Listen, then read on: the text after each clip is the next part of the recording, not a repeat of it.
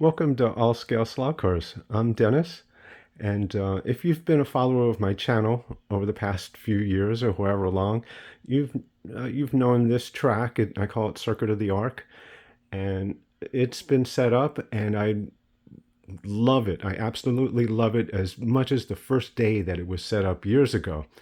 And I initially started my channel because I wanted to encourage other people who had a small space or room or area to work with to not give up on thinking about Carrera Digital. My room here, it's a spare bedroom, and it's a 12 by 10 foot area, which is not very big, but I feel I'm blessed to have this, and my wife was all for it, so I've been very blessed. So I'm not going to whine or complain that I wish I had more room. Of course, I do wish, but that's not going to happen. But I'm very blessed to have what I do have, and I encourage anybody who's maybe turning back on Carrera Digital or Carrera Track and having borders because they only have a small room or space to work with, that it's possible, it's very doable, and you can enjoy it. I enjoy it every time I'm here, which is often and for years now. And I'm so happy I made the decision to go with this. Now, this track has been exactly the same for years, and I love it. I just had one issue, and that was coming out of this final turn here. I had the pit lane entrance, and I had an extended pit lane that would go all the way across and then back in just in time to come back onto the track for the start-finish line. And so I liked that feature, having the nice long pit lane. But the only problem was with everything going on in the front stretch. We have a double lane changer and the control unit. It was difficult to put in that pit lane anywhere, and it had to go right here. The entrance would be as soon as you come out of this turn, and I knew right off the start, I knew that was going to cause problems. But I said, for the most part, we're not racing with the pit lane for a while. Maybe after a while, as the racing improves and we get more involved in it, we'll start using the pits. So that was an issue I said I'll put off down the road. But now my grandkids are getting into it, and they love going into the pits and pretending they're taking pit stops, and they're very young, but they know what they're doing and they enjoy that. But occasionally when their car would come out of that turn, it would miss the pits, even though they're holding it down for the lane change into the pits. And so that was becoming an issue. They were getting annoyed with it, and I was getting annoyed with it. So I said, okay, it's time to make that move. But there's very little I could do here because I put an extra straight here and then have the pits.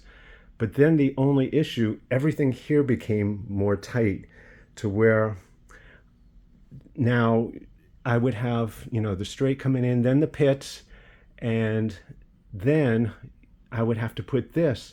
So if somebody wanted to change lanes to go this way, to say this track is here basically for lane changing, for passing and overtaking or whatever, but also it's here if you're in this lane and you want to avoid someone irresponsibly coming out of the pits in front of you, you change lanes and get out of their way before anything happens. So that's why that's essential, I believe, to be here. The only problem that caused now is that there's the lane change to go into the pits, but this track was right after it. So either you go into the pits, or if you wanted to avoid that, that's a very tight window. You had to press your lane change button in order to catch this one here, or even this one here. But especially if you didn't want to go into the pits and you wanted to change lanes, it was a very tight window. And sometimes you'd find yourself going into the pits because you wanted to change and you pushed it a little too early, or you pushed it a little too late and you missed this lane change completely. So it was just too much going on. Even with, I got third straights, it wasn't going to work. It was still too tight of a window. And so to me, the only solution was to get the pit lane out of that area. And the only spot, since it is a tight track, lots of curves, The only spot possible was right here where I have it now. Now, that involved a little bit of tweaking to the track, because if you remember what I had coming out here, I had a nice little S's coming here and then around the back there. And I really loved those S's, but something had to give. And, you know, to every upside, there's a downside. So that was the downside, is I lost my S's because I had to have this straight enough to have the pit entrance come in here. And but that's okay. I still have, you know, nice winding curves here, and I like that. And I was able to get a different degree of a curve coming out of there. And so I like the flow. I like it. And even with the S's, this area here was always a tragedy waiting to happen. You know, people would slam into that. Even with the S's, you think maybe you're going a little slow, but no, you can go pretty much full speed through those S's. But then you hit that, and you're gone. And so much destruction in this little corner here. So I actually elevated a little bit, hoping to alleviate some of that problem. Now, while I had the track disassembled, which I had been putting it off because it's a kind of a pain. If you've ever taken this track apart, it's not like a royal pain, but it's a little bit of a bother to have to disassemble and yank things apart and stuff. I had said that while I have it apart, this might be the opportunity to, let me start from scratch here. When I set this stuff up, I added 5 jumpers, and they're at different areas of the track. But I did it the lazy way, because at the time I said, I'm so much into digital that I'm not going to be racing analog on this track. And I took the lazy way out. I knew that what I did, I would have to undo or alter if I ever wanted to make this a digital and analog track. But at the time I said, no, I had been purchasing digital chips for different various cars. Everything's installed. I said, no, there's no turning back. That's what it is. So, but I keep reading about, you know, all the different boxes, and I know Marty Ford and Sladar have built their own boxes, and there's the axle box and the slot. So many different digital analog boxes, and it's gotten me to where now I'm buying more analog cars. So I said, well, maybe I do want to invest in one of those boxes. So, but I knew when I did my my jumper wires, I set them up improperly for that, because I would jump it to one area, you know, to one lane, and then jump it from that lane over, just have a little mini jumper to the other lane to give that, you know, power to the other lane, which is not the way to do it. If you want to do single isolated lanes, you have to jump each one individually, run your jumper to one lane, the positive and negative, and then to the other lane right there too, positive and negative. So mine going across that little mini jumper was not going to cut it. So I knew that wasn't going to work if I ever wanted to upgrade. And so while the track was apart a little bit here, doing all this work, I said now would be the time to either get rid of all the jumpers and do it the proper way by, you know, doing all that. So I said, well, my first step involved in that is let me just take out all the jumper wires. And let's see, it's not a large track. Let's see what it's like if I don't have any jumpers. So I took out all the wires, and that was simple enough because I had just, when I did those jumpers, I just, you know, shoved the wires in under the track and then put some nice solid tape in there to hold them in place. Never had any issues. So it was easy getting them out, just removing the tape and pulling out the jammed in wires. So that was simple enough. But I also, when I had my track set up, I bought the anti-collision chips. The lane gates is what they call it. And I have 4 lane changers. I have a double here, double over there. There was a double there. and outside to inside in behind the television right there. And so when I had the lane gates, when you do set up a lane gate, one of the requirements is to remove a tab, a connecting tab in between the track before it and the first of your lane changers. So that gives a discontinuity with the power going through there. So I forgot about that. And so when I disconnected all my jumper wires and then I did a little trial run around the track, I had dead spots just before each lane change. So that wasn't going to cut it. And then I realized, oh no, I've got a problem here. I've got to put all my jumper wires back. And I still haven't set them up for each individual lane. I rewired them the way I had them because I'm not about ready to do that yet. That maybe down the road. I'm still kicking the can down the road. When I do have a lot of analog cars now that I don't even want to bother chipping. But when I do want to run them, it's fine. I have an area right here. I set up a nice long oval track, or I can even actually put a few curves in there and get around in a way. But an oval track that's about 10 feet long, that works for me. And I just have fun, even just basically running a simple oval track. It doesn't have to be anything exquisite. I just enjoy it and enjoy it for what it is. Just having the car run and just watching the beauty of it run around the track. So that's fine for me right now. If we want to do something on larger scale, we can always set it up on the living room floor and have fun. When the grandkids come over, we could build a track and do something, whatever they want to build in an analog track, and it's all set up for that, and that's great if we want to run the go-karts on it or whatever. So that's not an issue right now. I'm just kicking the can down the road. It may never happen that I ever install the wires. You might think, well, you were already there. You had to reinstall all the wires. Why don't you just do it then?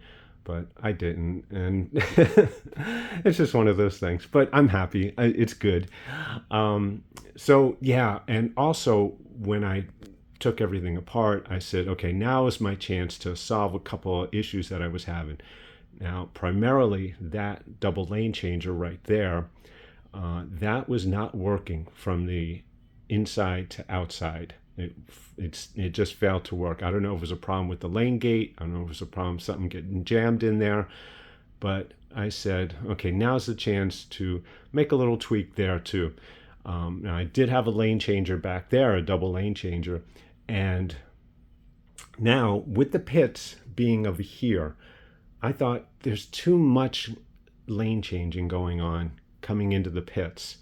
And especially these two, they were very close to each other. And I thought at the time that would be exciting because you can switch back and forth there in that area and have fun. But it's just a little bit too close and too involved, and just too much. People had to be on their toes. And it was just, I felt I just needed to cut back on the lane changers a little bit. So you might want to keep that in mind if you're considering this, is that sometimes maybe too many lane changers might be a little too much and a little too overwhelming. So I simplified it a little bit. Since that one wasn't working anyway, I just removed it. I have it, and I can check it out at any point I want if I want to ever use it again and see what's going on with it. But so I removed it and I put the lane changer that was there, and I put that there. So that simplifies the process for everyone involved now who want to go to the pits. Now, if you're in this lane here, all you have to need to know is when you're coming around, you have to hit that lane changer right there. And if you get into the inside lane, you're golden. You get into the pits and you make this and you're good. If you're on the inside lane, you want to make a pit, you don't make any lane changers. You know, as soon as you cross the start finish line, as soon as you're coming down here, you're good. You just stay here, you don't hit that change, and you're good, and you'll be good. If you want to avoid any kind of people that might be ahead of you slowing down to go into the pits, and you're here, you hit that lane change right there, and you'll get out of their way, and you'll be over here, and you're good. So to me, that simplifies it quite a bit, and I really like that. So the only downside about having it here is that there's very little room for straightaways here, which made this pit be very minimal. Now I'm used to having this and I think 2 or 3 other extensions on it, and now it's just this one. And here's the sensor for it. So having this, it's been a little interesting because I'm not used to that quick, abrupt stop that you need to make into the pits. But like anything else, it takes practice. You have guests coming over. We have guests coming over. We have Mother's Day coming up, and we have friends and family coming, and I'm sure they're going to want to race. And this is my mule team here. These are my house cars, and people are free to pick and choose whoever they like. If they don't like the car they picked, pick another one and just go practice with it, and then we'll have some racing and have some fun with them. So these guys are all ready for action. They're all tuned and tested and all ready to go. And of course, I took all the mirrors off everyone. Nobody has mirrors on anymore. I store them. But when they pick their car, the spoilers are coming off. So this way that protects them. But they can beat and bang these all they want. That's what they're for. So just getting to that. So like I was saying, what was I saying? I just lost my train of thought. Oh yeah. So people practice, and they'll drive around on the track. So this is just a point of practice now. And so when you come around, you have to come into the pitch. You have to know to make that lane change, which basically you can be holding that button down, that lane change button down all the way, and then you will change into here. But you have to make sure you stop. And you have to stop after this little sensor. And once you do, you're good to go. As soon as you stop, you can, fill up your gas tank, and then you're good to go. So you just have to practice stopping anywhere after this sensor, and anywhere you stop is fine. Even if you stop over there, it would normally be fine to refuel because you hit the sensor. You stop and you can fill up. But of course, during a race, you don't want to be in anybody's way. So you want to stop before your car gets to this spot here to where you're an obstruction on the track. So that's a little issue, but it takes some practice. Now my grandkids are already practicing this. They're stopping and making lane changes, and they can do it. And they're 4 and 3 years old. So if they could do it, your guess, whoever can do it, you could practice and you hit that spot. Every car is different on how they're set up, on how much they'll roll, how much braking you have, but you practice it, you do it a few times, and you'll get it. And if you do make a mistake and you come out too far, hey, you have to go back around and do your pit on the next lap. Okay, so that's just a small issue, but it adds to the beauty and little technicalities of the track, which is fine. So to wrap up, now also, okay, let's go over the benefits and the downsides of what I did. The benefit is that I no longer have to worry about cars coming out of a turn. I do have the third straight here, so there's enough time to where they can correct coming out of this, and it's not a sharp turn. That's a very eased turn coming in here. So usually this should not be an issue, having this here, and then you can make your lane change. So that's on the upside, is that is not going to be an issue. Probably not going to be much of an issue at that anyway. Another upside is that the front stretch is now clean to where all that we have here is this double lane changer, and then you're off to the races at the finish line. So coming out of that last turn, you can have, if you're right behind somebody, that's one last decision or one last block to do.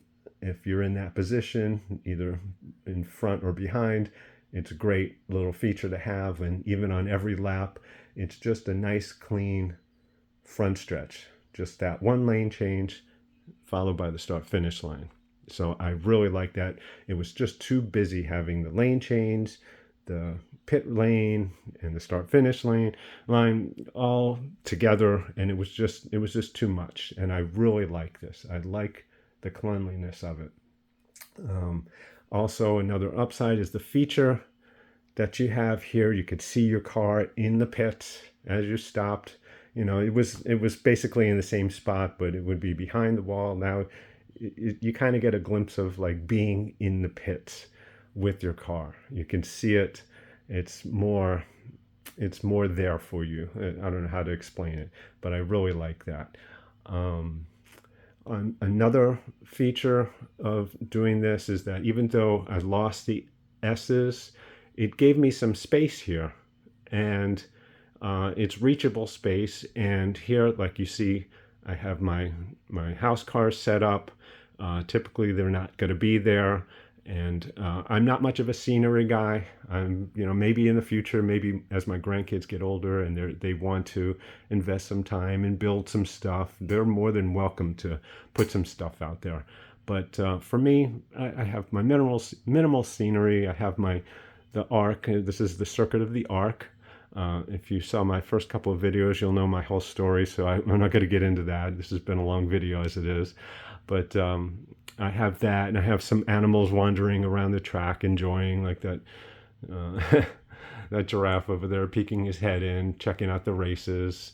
And so just a few animals wandering around, and that's fine. That's all I need. I generally, as you could see, I use it more for practical reasons. I have my equipment, my tools and stuff there, and so that's more important to me to have that, because being in a small area here, I don't have any other room to work. I don't have room for a desk here. There's only room to sit and to, I have the shelf with the cars here. So there's no other room to really do anything. So this has got to be, I've got to work on the track, and I'll set up something on the track here and put things together when I have to build, or, I'll take it to another dining room or something. But so it's got to be kind of more practical for me, just the way it is. So this works for me. And I have this area to where I can, when I do set up an oval for the Carrera Evolution track, I set it up there and nothing gets in the way. And then just put it right on top of everything. And like I said, if my grandkids are ever interested, or if I'm ever interested into building more stuff, they're coming out with some beautiful new things now. I may eventually get into that. But as it is, everything's practical. I have the tablet over there, the TV over there. Even though it's an obstruction on the track, people know there's the outside to inside lane changer.